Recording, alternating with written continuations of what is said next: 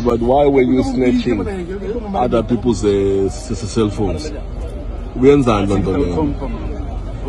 Le nto leyo wakuthi mina ede ngiphuzile yabo, so nami ngiyazama ukuthi ngihlanganise Ngiyazama. yebo cha.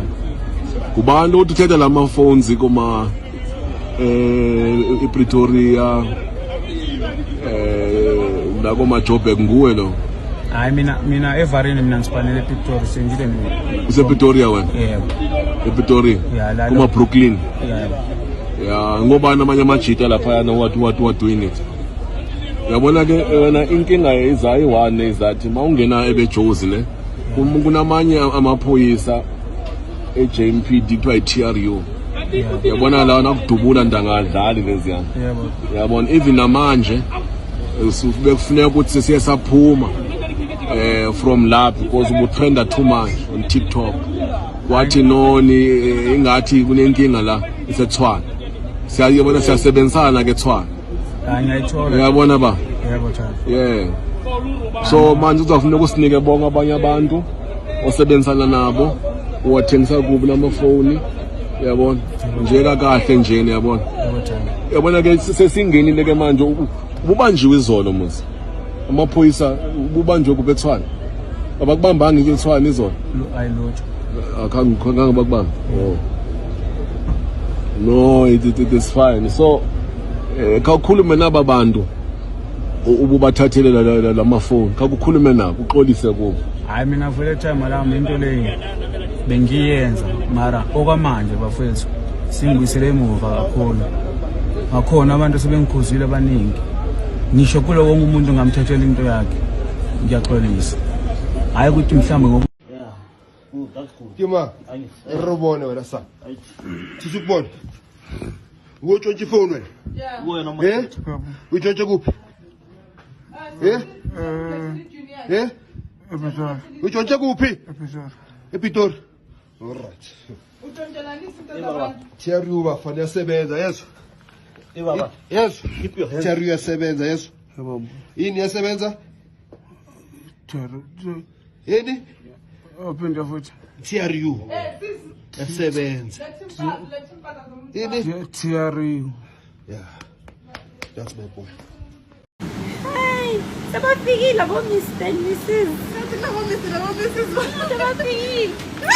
Askisi. Yeah! You win! Hayibo!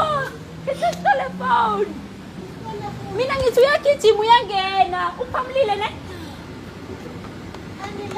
Yeah, ngisho ukuthi uyangena mina ngiyambona nakakulandela.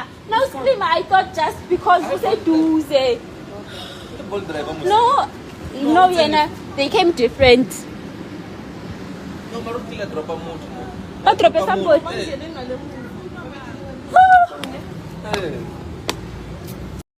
Hello Mzansi, welcome to Mgosa Mzansi. If today is your first time visiting this channel, please do the right thing and click the subscribe button. Nangu lo snatch amafoni lapha eJohannesburg nalapha ePitori leligama lakhe kungiNobet. Apparently uNobet he's a Zimbabwean. Ubanjiwe ke namhle ekseni lapha eHillbrow. Bamthola usagqoke sona lesiya skipa sesigameko njengoba simbona labamkhulumisa bambuta ukuthi uyendelani lento yokusnatch amafoni yasho ukuthi bantu dzala bamkhuta bathi akayekele lento guys bayasho lo mfana lokho ukuthi usnatchist lapha ePitori nalapha eJohannesburg udume kakhulu maningi gabi ama CCTV footages lamkhombisile tito lemagarage snatch amafoni ebantu abaleka and there's always a getaway car ke sana ngalesi ngesikhathi bahamba ngeToyota lesilver lesiyibonile ngasikhathi kuthiwa bahamba ngePolo leWhite cabanga hamba usnatch amafoni ebantu uze une getaway car. Imagine kesana